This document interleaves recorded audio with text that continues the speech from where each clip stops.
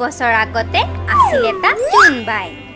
জোনবায়ে ভাবিছিল যে ব্ৰহ্মাণ্ডৰ সকলোবোৰ উজ্জ্বলতা কেৱল তাইৰ তাতহে আছিল আৰু এই কথাটোৰ বাবে তাই বৰ অহংকাৰ কৰিছিল। এদিন পৃথিৱী জোনবাইৰ কাষলৈ আহিলে। জোনবায়ে আনটো ফালে বহু দূৰত কিবা উজ্জ্বল বস্তু মনোযোগেৰে চাই আছিল। ইমান মনোযোগেৰে কি চাইছা জোনভনী?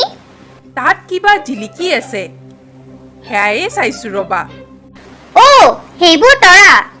সিহঁতৰ ভিতৰত থকা উজ্জ্বলতাৰ বাবে সিহঁত জিলিকি থাকে। সঁচাইনে? সিহঁত মোতকৈও বেছি উজ্জ্বল নেকি? অসম্ভৱ। অ' এয়া নিশ্চয় সম্ভৱ। সিহঁত বহুত জিলিকি থাকে। একেবাৰে নহয়, ৰাতিৰ পৰত তুমি মোৰ বাবে উজ্জ্বলি থকা।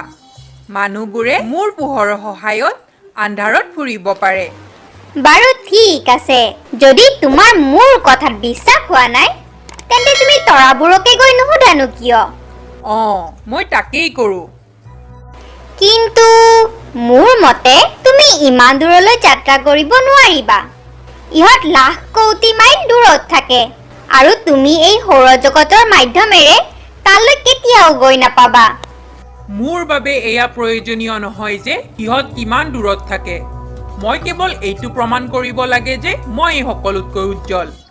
এই অপদাৰ্থ তৰাবোৰ নহয়। জোনবায়ে তৰাৰ ফালে যাত্ৰা কৰিলে। তাই গৈয়ে থাকিল, কিন্তু তাই ইমান বেগেৰে যোৱাৰ পিছতো তালৈ গৈয়ে নাপালে। বাটতে তাই বহুতো গ্ৰহৰে ভেটাভেটি হ'ল আৰু সেইবোৰে সুধিলে যে তাই বাৰু ইমান বেগেৰে কলৈ গৈ আছে। হেৰা জোনভনী, কলৈ দৌৰিছানো? শুনিছো কোনোবা হেনো পুৰণি তৰা মোতকৈ বেছি উজ্জ্বল। মোৰ সম্পূৰ্ণ বিশ্বাস আছে যে সকলোতকৈ উজ্জ্বল আৰু জ্যোতি মোৰে আছে। মাত্ৰ ইয়াক প্ৰমাণ কৰিবলৈ গৈ আছো।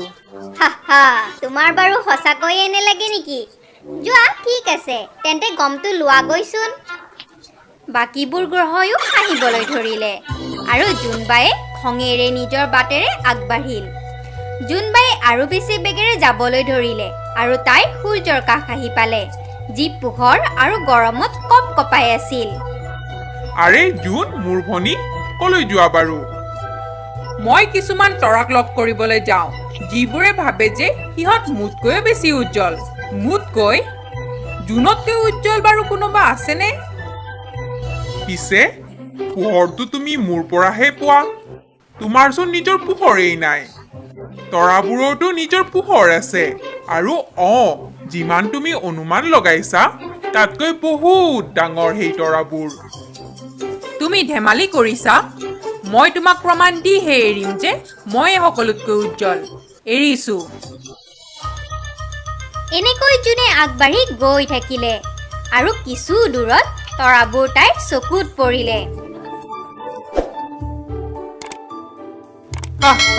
ইমান সৰু এইবোৰ, যেনেকুৱা মই ভাবিছিলো তেনেকুৱাই। এৰা, এতিয়া ইয়াৰ বিষয়ে সকলোকে ক'ব লাগিব।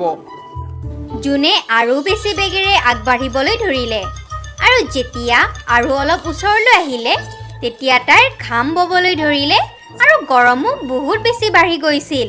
যিটো পৰত জোনবায়ে নিজৰ লক্ষ্যত উপনীত হ'ল তেতিয়ালৈ তাই বহুত বেছি ভাগৰি পৰিছিল। তাইৰ ওচৰে পাজৰে সকলোবোৰ উজ্জ্বল আছিল। জোনৰ বিশ্বাসেই হোৱা নাছিল। নিজৰ দৃষ্টি ওপৰত কৰিলত তেতিয়া তাই এটা মহাকাৰ তৰাক দেখিলে। সেইটো ইমান ডাঙৰ আছিল। হে ভগৱান, তোমাৰ পৰা ইমান তীব্ৰ পোহৰ আহি আছে, মোৰ বিশ্বাসেই হোৱা নাই। তুমিচোন দূৰৰ পৰা অকণমানিটোৰ দৰে দেখা আৰু ওচৰৰ পৰা ইমান ডাঙৰ। হয়তো তুমি তৰাৰ বিষয়ে একো নাজানা।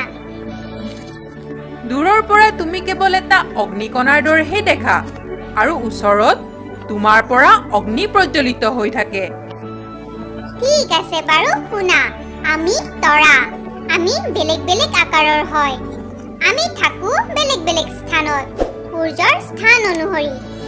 বাহ, তোমালোক বৰ অসাধাৰণ। তোমাৰ তাত ইমান উজ্জ্বলতা আছে। মই ভবাই নাছিলো যে এই ব্ৰহ্মাণ্ডত মোতকৈও বেছি উজ্জ্বল বস্তু থাকিব পাৰে। পিছে আমি আমাৰ ঠাইত অসাধাৰণ।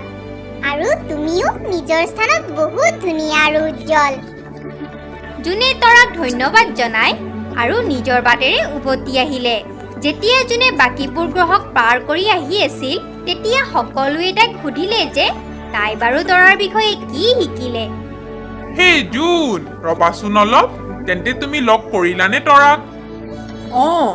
মই ভাবিছিলোঁ মই এই সকলোতকৈ উজ্জ্বল। পিছে যেতিয়ালৈ মই নিজ চকুৰে দেখা নাছিলোঁ মোৰ বিশ্বাসেই হোৱা নাছিল। মই এয়ে শিকিলোঁ যে তুমিও এটা তৰা। এনেকৈ জোনে তৰাবোৰৰ কথা ভাবি ভাবি নিজৰ বাটেৰে আগবাঢ়ি গৈ থাকিল। বাটতে গ্ৰহবোৰৰ সৈতে তাই মুখামুখি হ'ল, যিবোৰে সুধিলে, হেই, কেনে আছিল তোমাৰ যাত্ৰা? যেতিয়া মই তৰাবোৰক ইমান উজ্জ্বলতাৰে জিলিকি থকা দেখিছিলোঁ তেতিয়া মোৰ অনুভৱ হ'ল যে কেৱল ময়েই মহান নহয়, মোৰ ওচৰে পাজৰে বহু আকাশ আৰু পিণ্ড আছে যিবোৰ বহুত উজ্জ্বল। মই আনন্দিত হৈছোঁ যে তুমিও এয়া শিকিলা। কেৱল তুমিহে এই বিষয়ে জনা নাছিলা। একো নহয়, এতিয়া তুমি এনেকৈয়ে উজ্জ্বলি থাকিবা আৰু সুখী হৈ থাকিবা। টাটা। জোনে অৱশেষত নিজৰ স্থান পৃথিৱীৰ ওচৰ আহি পালে। বহুত ভাগৰি পৰিছিল, কিন্তু সেইদিনা তাই এটা ভাল কথা শিকিলে। মোৰ ভনী, আশা কৰোঁ তুমি তোমাৰ প্ৰশ্নৰ উত্তৰ পাই গলা। এয়া মনত ৰাখিবা যে সদায় দয়ালু হৈ থাকিব লাগে। কেতিয়াও এইটোৰ অহংকাৰ কৰিব নালাগে যে আমি এই সকলোতকৈ শ্ৰেষ্ঠ।